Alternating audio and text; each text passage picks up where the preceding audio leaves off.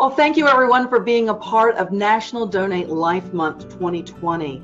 It's a time where every year we honor organ donors and their families, and we really reach out to everyone across the country to make them aware of organ donation and transplantation, as well as to register organ donors across America. And we all know that because of COVID-19, the way that we talk and we're communicating right now has changed a bit. And we're taking that as a positive, enabling us to do conversations like this, coffee talks, if you would, that are coming straight from the heart. And joining us right now is Gianna Paniagua. She is a heart transplant recipient, and she has a fabulous story. It's so good to see you again, Gianna. It's good to see you too. So talk to us a little bit about just what's your story, because I know a little bit about it, but just to share with everyone. You were actually transplanted as a child. Yes, in 1992, at a little bit over a year, 14 months exactly. At the time, I was one of the youngest, and so now I'm one of the oldest single heart transplant patients. I like to consider myself one of the old timers. But I have had my heart, same one, for almost 28 years, and it's been doing really well. I've had my ups and downs with rejections, especially in the last 4 years, but overall I'm doing well, and I have always wanted to go into the medical field thanks to my heart transplant, and 50% of my life is lived in the hospital, but I also choose to go into the medical field now instead of my past art career of the last 6 years, because this is such a passion of mine. It's part of my life, but it's also something that I want to be more part of my life so that I can help others. And this is the time right now where it's really kind of hit home of like, is this really what I want to do? How important is transplantation to me? And it's everything to me. It's everything.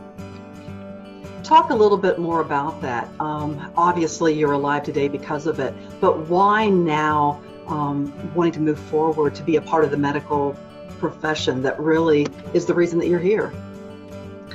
Yeah, when I was 3 years old, I decided I wanted to be a doctor, and I thought that because of my medical restrictions that I couldn't do it. And so I went into a career of art instead, but using art as a therapeutic activity to kind of translate the stories of what it's like to live with chronic illness. And transplantation is a whole different world. Some people like to call it a different beast, but I don't think of it as a beast. It's not something negative. It's something really wonderful. It's just something that's really consuming. And so now in the last couple of years, I realized that transplantation and helping other patients, a person in my position of being 28 years out, understanding what it's like to live this way, kind of seeing the changes that have happened in the last 10 years, the last 20 years of the medical field, it's something that I feel drawn to, and I realize looking back on it, it's everything that I have built my career on. It's everything that I look towards. It's my goal in life to just envelop my entire life in helping other patients understand how you can live a life, and a positive life, having a transplant and having a heart transplant, which is a bit serious. It's a bit more complicated in different ways. Well, and when you're talking about that, having the transplant is almost secondary, because the first step is about the donation process. Exactly. And that's a tough conversation to have sometimes, and particularly now during National Donate Life Month. That's what this is about, is having that conversation. How do you have it? And I know you have it often. I have a lot of people who ask me, have you met your donor family? Have you met them? And when I was little, it wasn't me who was aware or could do anything. So my parents, they sent a letter thanking them. And, you know, there was reaching out, but in 1992, it was very, very different. It wasn't like now where you could send an email. It was a letter. And if the letter gets lost or it wants to be received, we don't know where that went. But we reached out and we wanted to let them know that we are thankful. And every single year, on my anniversary, we always first thank the donor family.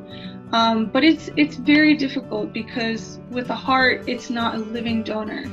It's something that has to be passed on in a really traumatic event. It's a traumatic event, it's a sad event, and it's not necessarily something that you want to at first celebrate. But it's making something good out of something that's dark. And the conversation is always difficult, but it's different with each person that I have. But ultimately, the biggest goal is to express my thanks, to hope that other people can understand what a positive act donating can be and how much good it can do just in one life alone. So yeah. We'll talk about that, because when you go out, especially now, and I mean really any time, but now particularly with COVID-19, there must be some sense of just urgency that you've really got to take care of yourself, because you're not doing it just for yourself, but you're doing it for that donor and that donor family. You owe it. You're paying that forward. What's it like living in COVID-19, being a transplant recipient? It's very different, but at the same time, it's not any different from my any day. The only thing is, having this really special gift puts a lot of responsibility on a person, and it can be imaginary responsibility that you as a recipient put on yourself, where you want to take care of this gift and it's so precious, but you don't want to stress yourself and make yourself, putting blame on yourself that isn't necessary. And in COVID-19, I've talked to other patients about this and other people with chronic illness. This is like as if the world was living in our everyday life. This is if like the entire world was like us. Essentially, this is not any different from flu season. You can't really go out, you're kind of quarantining yourself, and you really have to take care of yourself. And my hope is that other people can kind of understand that this is every day for us. And it's very stressful all the time. And there's some people who have really come through to understand that and to kind of learn what it's like, and they really can connect with patients now. And this is just regular person to person, not necessarily medical professionals, but understand what it's like and the stress. And it's not a bad thing that they understand the stress. It's a good thing that people can connect with each other and say, I understand now. I understand what you go through, and tell me a little bit more about your story and how are you doing? And asking people, hey, how are you doing has become like an actual real thing now, instead of the usual way that it's used of, hey, how's it going? And people don't expect a real answer, they just expect you to say fine. It's now where people can actually say, here's how I'm really doing, and they'll want to listen. So it's like, it's bad and it's good. It's strange. And I've never thought of it that way, but it's so true. What would you tell those of us who are now just coming into your world, so to speak, and how to conduct ourselves and to keep ourselves healthy?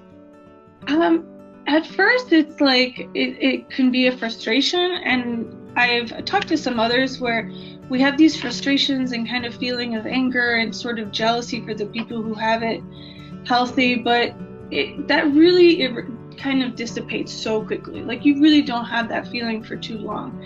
It's more like the conversation has been opened up, and I would just say, now you understand. The only thing to say is, now you understand.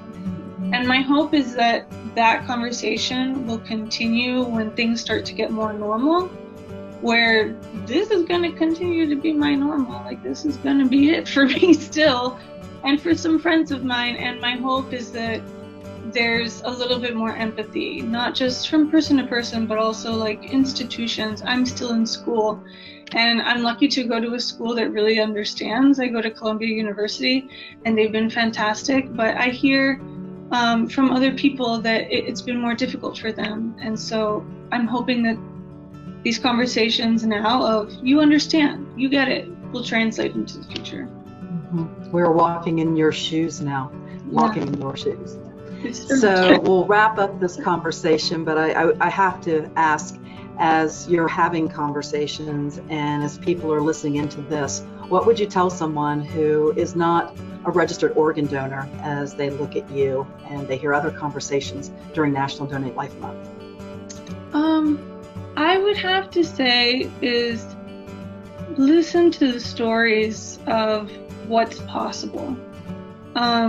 There's so many people who they stop themselves because they think of the actions that kind of lead to the donation, and those are a lot of dark moments and private, personal dark moments. And I would say kind of look forward as to what one action can do for whether it be one other person or 2 or 3 that you are able to save, because you're really saving people, and there is a lot more that can happen. And think about their stories and what they were able to accomplish. Even if it's the smallest little thing, it doesn't have to be a grandeur accomplishment, but what is it that you're making possible instead of what are you stopping, what are you preventing?